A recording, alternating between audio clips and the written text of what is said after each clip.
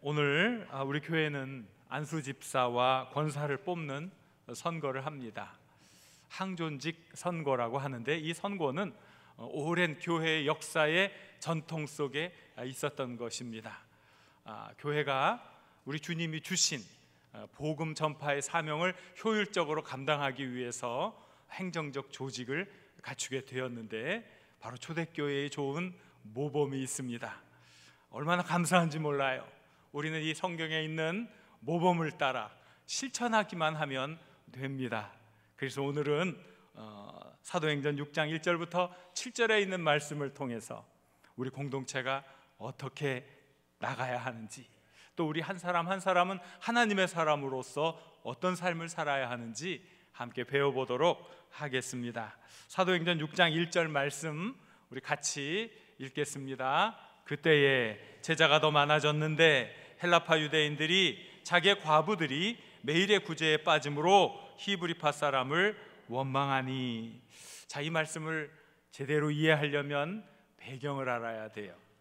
예수님께서 승천하셨어요.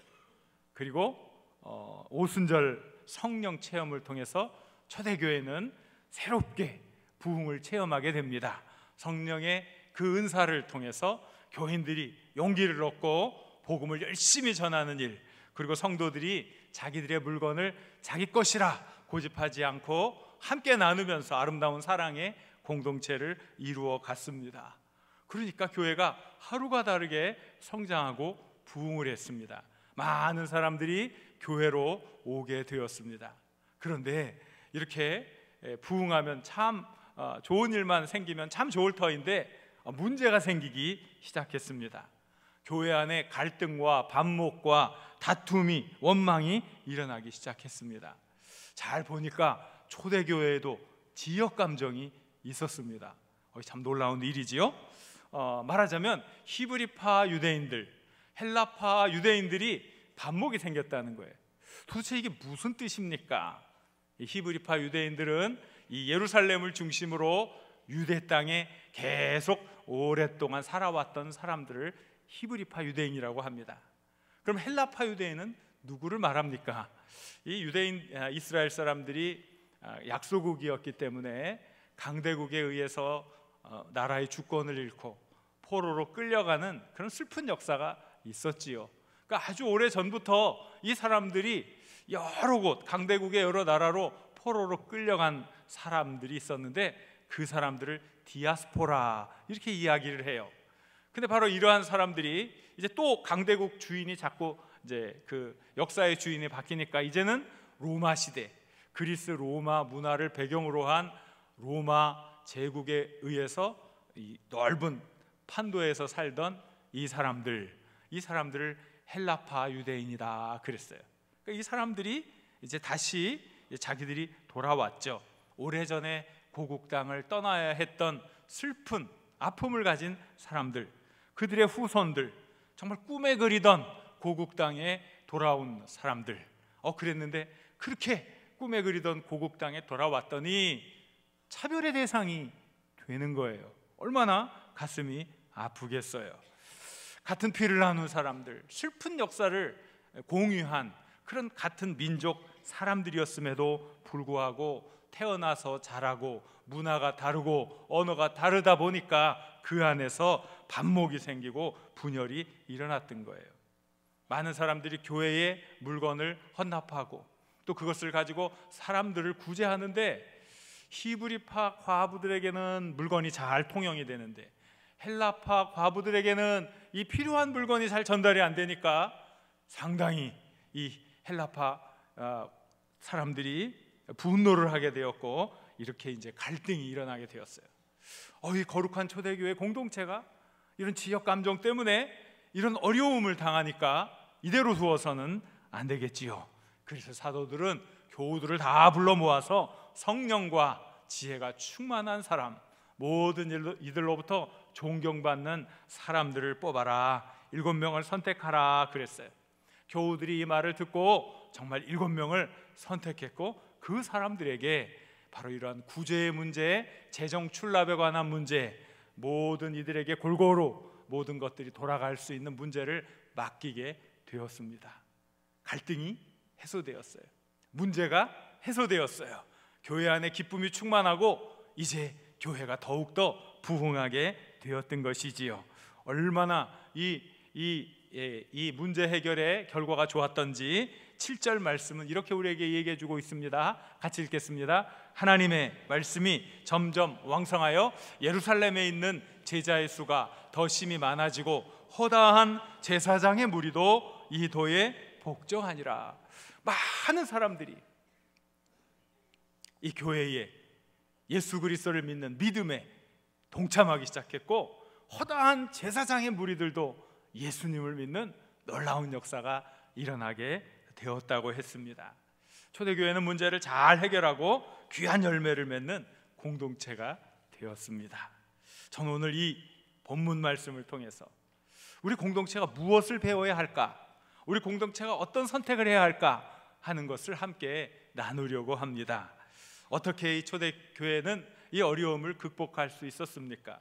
우리 앞에 놓인 산적한 문제들을 우리는 개인적으로 어떻게 극복해야 하겠습니까? 다 원리는 똑같아요.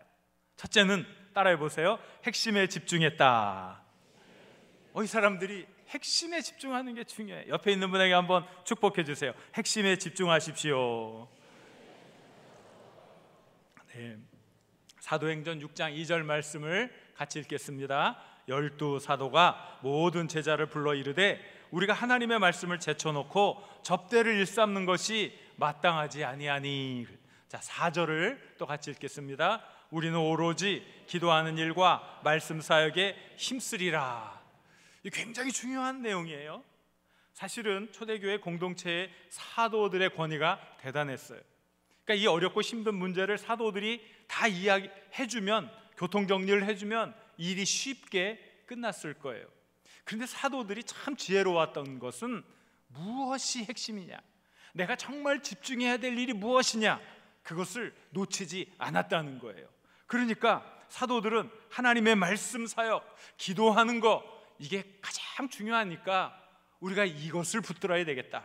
그리고 이렇게 교회의 여러 가지 행정적인 문제들은 다른 지도자들을 세워서 이 일을 감당하게 해야겠다 생각했던 거지요.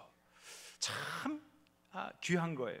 그러니까 우리 교회에 또 목사로서 해야 될 일이 있고, 장로로서 해야 될 일이 있고, 또 안수집사와 권사로서 해야 될 일이 있는 것은 사실 이제 성경적인 이런 배경이 있는 거예요. 여기에 이런 것들이 나와 있는 거예요. 누구나 다 그래요. 자기가 해야 할 일이 무엇인지 알고 핵심이 무엇인지 아는 사람, 그래서 그 핵심을 붙드는 사람은 반드시 성공하게 되어 있습니다. 여러분들 좀 뭔가 초점이 맞춰지지 않은 일을 하고 있다면 초점을 한번 맞춰보세요. 내가 무엇을 붙잡고 나가야 하는지 한번 생각해 보세요. 목사가 하나님의 말씀을 전하고 기도하는 일에 전념하면 그 교회는 어떻게 돼요? 부흥하잖아요, 그죠? 네.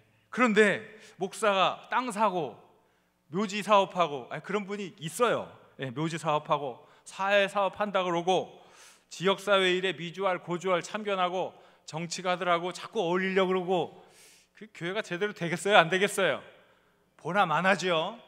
핵심이 뭔지를 알아야지. 정말 우리들이 해야 할 일이 무엇인지, 그것이 중요한 거예요.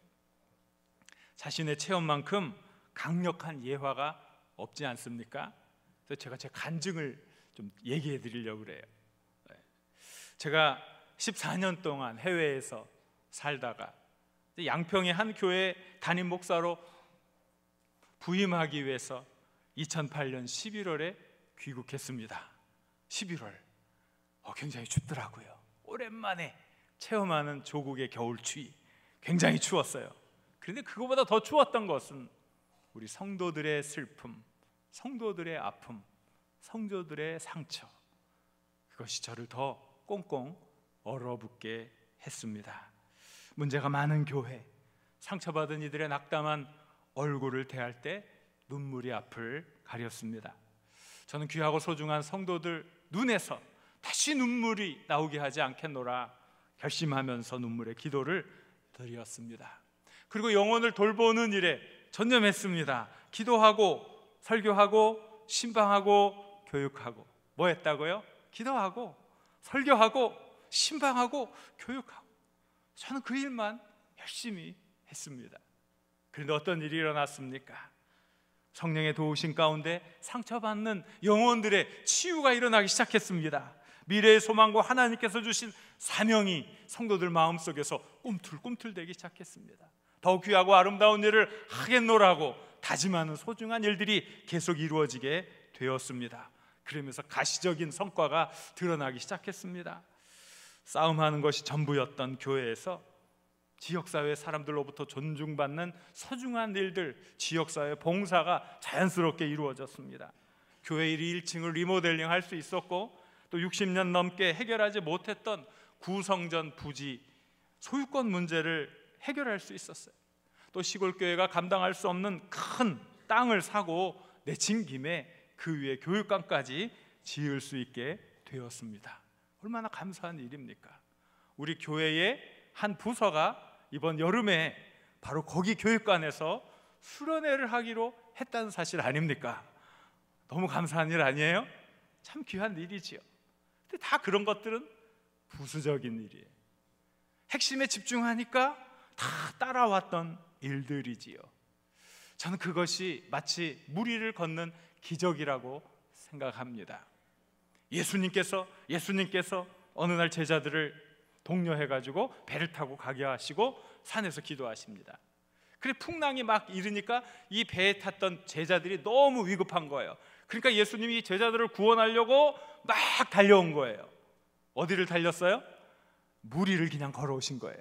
제자들 구하시려고, 뭐 보여주려고, 기적을 연출하려고가 아니라 제자들이 다급하니까 그냥 막 무리를 걸어오신 거예요. 제자들이 처음에는 혼비백산했다가 예수님인 것을 알고 그 중에 베드로가 예수님 저도 좀 걷게 해주십시오 그랬어요. 그때 예수님이 허락을 하잖아요. 베드로가 무리를 걸었어요. 너무 신기하고 너무 놀라운 일이었어요. 그래서 그가 한순간 의심을 하고 예수님이 아닌 다른 것을 바라보았을 때 어떤 일이 일어났어요? 붕덩 물에 빠지는 일이 일어났어요. 예수님을 바라볼 때는 기적처럼 무리를 걸었어요. 그러나 예수님을 바라보지 않는 순간 빠지고 말았던 것이지요. 바로 그것이에요. 우리가 정말 어디에 초점을 맞추고 있느냐가 정말 우리의 걸음을 인도하는 거예요. 우리가 예수님을 똑바로 바라보고 나아가면 우리는 기적처럼 무리를 걷는 역사를 체험하게 되는 거예요. 그러나 우리가 이런 걱정하고 저런 걱정하고 다른 데 집중하는 순간 우리는 기적을 체험하지 못하게 되는 것이지요. 우리도 예수님만 집중할 수 있기를 바랍니다. 우리가 정말 해야 할 일들, 우리가 정말 무엇에 최선을 다해야 하는지 거기에 집중할 수 있기를 바랍니다. 저는 우리 장석의 모든 교우들이 예수님만 집중할 수 있기를 간절히 기도하고 있습니다. 환경을 바라보고 부동산 경기가 어떻고 실업률이 어떻고 이런 거 저런 거 다 바라보는 순간 우리는 기적을 체험할 수 없게 됩니다. 우리가 핵심에 집중하면 많은 것을 얻을 수 있습니다. 우리에게 가르쳐 주신 하나님의 소중한 말씀이 있습니다. 우리가 집중해야 할 핵심, 마태복음 6장 33절입니다. 같이 읽겠습니다. 그런즉 너희는 먼저 그의 나라와 그의 의를 구하라. 그리하면 이 모든 것을 너희에게 더하시리라 그랬어요. 자, 뒤에 보면 그리하면, 자, 앞에 있는 일이 이루어지면 이 모든 것을 너희에게 더하시리라. 핵심에 집중하면 다른 것들은 다 같이 따라온다는 거예요. 그러니까 우리가 어디에 초점을 맞춰야 합니까? 하나님의 나라, 하나님의 의에 집중하고 그것을 향해 나아가면 다른 모든 것도 하나님께서 다 이루어 주실 줄 믿습니다. 핵심에 집중할 수 있기를 바랍니다. 두 번째는 하나님의 사람이 해답입니다. 따라해 보세요. 하나님의 사람이 해답입니다. 하나님의 사람이 해답이에요. 옆에 있는 분에게 당신이 하나님의 사람입니다. 당신이 하나님의 사람입니다. 3절 말씀을 같이 읽겠습니다. 3절 말씀. 형제들아 너희 가운데 성령과 지혜가 충만하여 칭찬받는 사람 7을 택하라. 우리가 이 일을 그들에게 맡기고. 초대교회 공동체는 사람의 중요함을 알았어요. 성령과 지혜가 충만한 사람, 칭찬받는 사람을 선택하여 세웠습니다. 놀라운 일. 그런데 이 놀라운 일이에요. 이게 놀라운 일. 자, 한번 생각해 보세요. 아까 이 문제가 사실은 지역적 감정, 지역 감정이라고 말하기는 좀 애매하지만 어쨌든 히브리파 또 헬라파 유대인들 간의 분열과 다툼에서 일어났다 그랬어요. 거기는 누가 텃세가 센 데예요? 벌써 잊어버리셨어요? 누가 텃세가 세요? 완전히 히브리파 바닥이죠. 그리고 이제 이 헬라파는 마치 굴러 들어온 돌이잖아요, 그죠? 자, 그러면 몇 대 몇으로 뽑아야 적절하겠습니까? 이제 7사람을 뽑아야 되는데 몇 대 몇? 5대 2? 한 5대 2 정도 뽑아도 상당히 해주는 거죠. 아니, 거기는 다 그냥 히브리파잖아요, 그죠? 거기 본토니까. 그 좀 너무한가요? 조금 더 쳐줄까요? 그러면 한 4대 3? 4대 3으로 하면 될까요? 히브리파 4, 헬라파 3. 이 정도면 많이 양보했다, 그렇게 생각할 수 있겠어요? 그런데 우리가 이제 5절과 6절을 보겠지만 7사람의 이름이 쫙 나와요.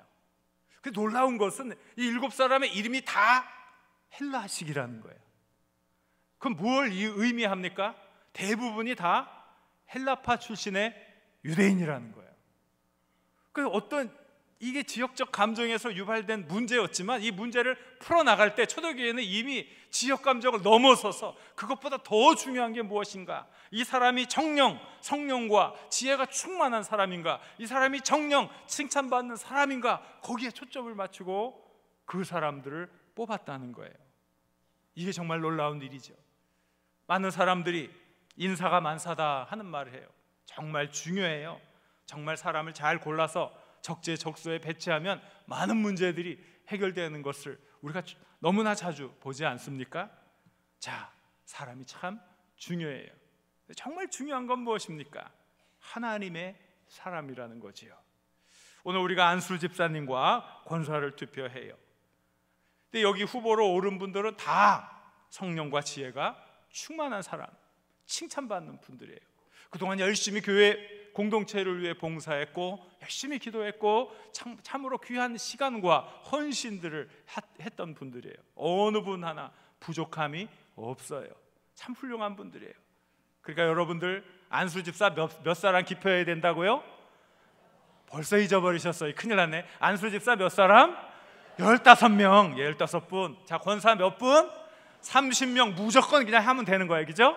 그거를 여러분, 좋은 교회, 부흥하는 교회, 이건 뭐냐면요, 사람이 좀 부족해도 할 수 있도록 자꾸 격려해 주는 공동체. 이 공동체가 힘 있는 공동체고요, 가능성 있는 공동체.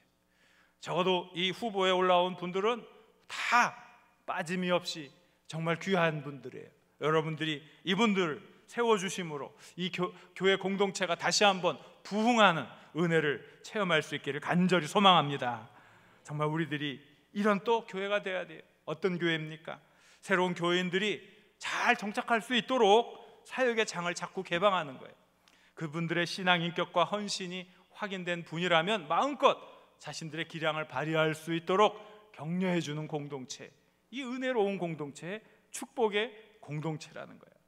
비율을 따지지 않았다는 거예요. 초대교회는 몇 대 몇 이게 아니라는 거예요. 그 한 사람의 가치, 그 한 사람이 가지고 있는 역량, 그리고 그들이 공동체를 위해 어떤 선한 결과들을 얻을까, 그런 마음으로 하나가 되었다는 거예요. 그래서 우리가 이제 앞으로 계속 부흥하기 위해서는 많은 분들이 우리 교회에 쉽게 정착하고 또 함께 동화되고 함께 교회의 정신을 구현해 나가고 또 교회의 지도자들을 세워주는 이러한 일들을 우리가 잘 감당하는 거예요. 우리 교회가 부흥할 수밖에 없는 것이지요. 또 우리는 우리 스스로가, 나 스스로가 하나님의 사람이 되어야겠다, 이런 귀한 일들을 감당하는 그런 사람이 되어야 되겠다, 이런 생각을 하면서 의미 있는 삶을 살아가야 하는 거예요. 잠언 25장 13절 말씀을 같이 읽겠습니다.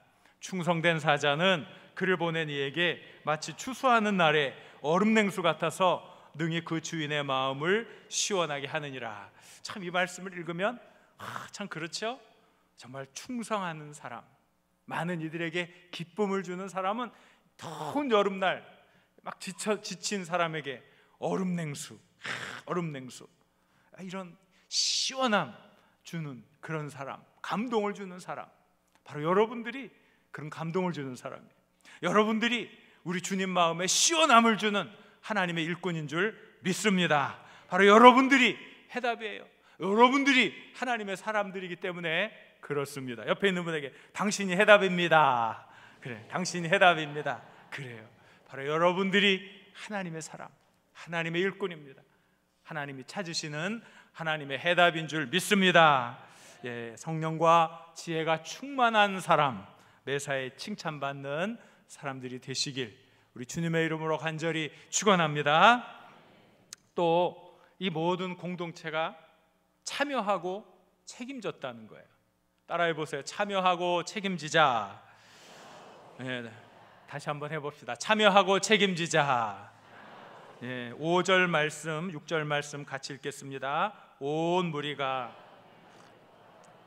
믿음과 성령이 충만한 사람 세방과 또 빌립과 브로고르와 니가노르와 디몬과 바메나와 유대교에 입교했던 안디옥 사람 니골라를 택하여 사도들 앞에 세우니 사도들이 기도하고 그들에게 안수하니라. 자, 초대교회 12사도의 지시에 따라 어떻게 했다고요? 온 무리가, 그렇죠? 온 무리가 믿음과 성령이 충만한 7사람을 선택했다 이거예요. 교회 구성원 모두가 이 일에 동참했다는 거예요. 동참한다는 건 무엇입니까? 참여한다는 것이고 이 일에 내가 책임지겠습니다 하는 거예요. 그러니까 이게 참 중요해요. 이게 책임의식을 갖는다, 주인의식을 갖는다, 이게 너무나 중요한 일이지요.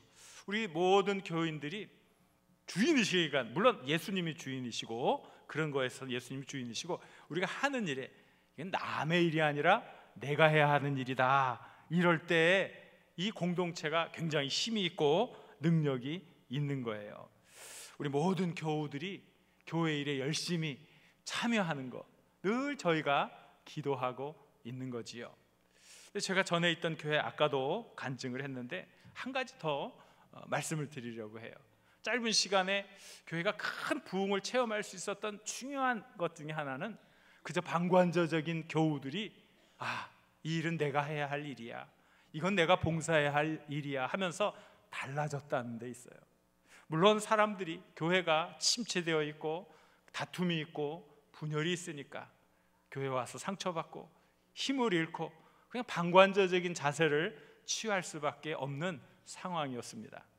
그러나 이제 사람들이 함께 하나님의 사랑과 은혜 아래 회복을 되면서 이 교회, 이렇게 상처받은 이 공동체가 남의 일이 아니라 바로 나의 고통이다, 나의 아픔이다, 이래서는 안 되겠다, 우리 주님이 기뻐하는 아름다운 공동체를 만들어야겠다, 많은 성도들이 거기에 동참하기 시작했고 헌신하기 시작하면서 교회의 분위기가 달라지기 시작했습니다. 이런 일도 있었어요. 뭐 교회 일에 별로 관심도 없고 그저 주일 예배 한 번 나와서 예배 드리는 것, 그것도 본인 바쁘면 안 나오는 그런 한 분이 있었어요. 그런데 이제 어떤 일이 있었냐면 그 6.25 때문에 모든 교회가 전소되어서 6.25 이후에 성도들이 이제 그 북한강 강변에 가서 돌멩이를 지어다가 아주 아름다운 석조 건물을 지었어요. 너무 아름다운 건물이에요. 60년이 넘는 건물이지요. 이 MBC의 옛날에 아들과 딸이라는 드라마가 있었어요. 아시는 분은 아시겠지만 이제 거기에도 이 교회가 나와요. 거기에도 아주 아름다운 교회인데 그게 이제 어떻게 짓게 됐냐면 이제 교인들이 그 땅 주인한테 가서 우리 교회가 필요하니까 이걸 좀 짓게 해주십시오 했더니 허락을 했어요. 말하자면 교회에 준 거죠, 그 부분은. 그런데 이 교인들이 이것을 등기 소유권 이전을 해놓지 않은 상태였어요. 그러다 보니까 이제 시간이 많이 지났죠. 땅 주인이 계속 바뀌었지만 그 부분은 교회 땅이니까 누구도 와가지고 뭘 해라 요구하지 않았어요. 거기는 뭐 교회 거니까 60년을 그렇게 보내왔어요. 그런데 마지막에 땅 소유권이 바뀌면서 한 사람이 땅의 사용료를 내라고, 땅값을 내라고 상상을 초월하는 액수를 요구를 한 거예요. 말도 되지 않는 일이고 가당치 않은 일인데 그 사람은 교회를 통해서 큰 이득을 보려고 작심을 하고 작업을 진행하고 있었던 거예요. 참 너무나 마음이 아프고 괴로웠죠. 아니 이게 우리가 60년 동안 사용해 왔고 그동안 주인들이 여러 차례 바뀌어도 그 부분에 대해서는 소유권을 주장하지 않았는데 이럴 수가 있는가? 우리들이 여러 가지 대책을 강구하고 그랬어요. 그런데 어느 순간에 그 사람이 땅을 교회에 기증하겠노라는 기적 같은 일이 일어났어요. 정말 놀라운 일이었죠. 야, 하나님이 우리와 함께 하시는구나 하고 기뻐했어요. 조금 지나서 알게 되었어요. 어떤 한 분이 은행에서 1억 원을 빌려다가 몰래 그분한테 준 거예요. 사실은 우리 땅이나 다름이 없기 때문에 그렇게 거액을 줄 필요도 없었어요. 그런데 그분이 그렇게 한 거예요. 그 사람도 감동받아서 예수 믿게 해야 되지 않겠느냐. 자신이 그동안 교회 일도 열심히 하지 않고 헌금도 제대로 안 했는데 밀린 거 하고 앞으로도 할 거 나 지금 한 번에 하겠다 하는 마음으로 정성을 모았던 거지요. 놀랍게 이 일이 해결되었어요. 참 너무나 감동적인 일이었지요. 물론 그분은 사업을 하는 분이었기에 또 그렇게 은행에서 대출을 할 수 있었지요. 중요한 건 무엇이냐면 우리가 우리의 형편에 맞게 얼마든지 주님의 교회를 위해서 섬기고 헌신할 수 있어요. 기도를 열심히 하는 것, 열심히 목청이 아프도록 찬송을 하는 것, 자신의 시간을 통해 봉사하는 것, 또 이렇게 설거지를 하는 것, 또 주차 봉사를 하는 것, 이런 모양 저런 모양으로 얼마든지 여러분들이 주인의식을 가지고 거룩한 일에 동참할 수 있는 거예요. 바로 이것이 뭡니까? 무리를 걸어가는 기적을 우리가 체험하는 비결이에요. 저는 우리 장석교회가 이런 일들을 감당하는 아름다운 공동체가 되기를 기도하고 있습니다. 무엇보다도 하나님이 찾으시는 해답인 여러분들이 책임의식을 갖고 이건 내 일이야, 하나님이 나에게 감동을 주시는 일이야, 내가 이것은 감당해야지 하는 그런 간증이 있기를 간절히 소망합니다. 건강한 교회는 교인들이 기쁨으로 참여할 수 있는 기회를 주는 교회입니다. 교인들이 기꺼이 헌신하고 열정을 쏟아 부을 때 아름다운 일들이 일어나게 되는 것입니다. 이 기쁨과 이 즐거움을 우리가 이 땅에서도 마음껏 누려야 할 줄로 믿습니다. 오늘 우리는 항존직 선거를 통해서 또 새로운 역사를 써나가고 있습니다. 참으로 귀한 분들 모두들 우리가 함께 격려하는 가운데 세워주고 또 우리가 함께 힘을 합쳐서 다음 세대를 위해 준비하는 거룩한 공동체가 되어야 할 줄로 믿습니다. 무엇보다도 우리들 하나님께서 기뻐하는 일에 집중할 수 있기를 바랍니다. 핵심을 붙들 수 있기를 바랍니다. 하나님 기뻐하시는 일에 집중할 때 다른 모든 것도 함께 이루어 줄 줄로 믿습니다. 그리고 여러분 한 사람 한 사람이 하나님께서 주신 성령과 지혜로 충만해야 되겠습니다. 칭찬받는 삶을 살아야겠습니다. 여러분이 하나님의 사람임을 기억하시기 바랍니다. 오늘 주신 말씀을 생각하면서 함께 기도하기 원합니다. 하나님, 오늘 우리 교회가 하는 일에 함께하여 주시고 선한 결과가 이루어지게 하여 주옵소서. 바로 우리가 정말 귀하고 아름다운 하나님의 해답이 되게 하여 주옵소서. 우리 주여 한번 부르고 우리 합심해서 기도하겠습니다. 주여.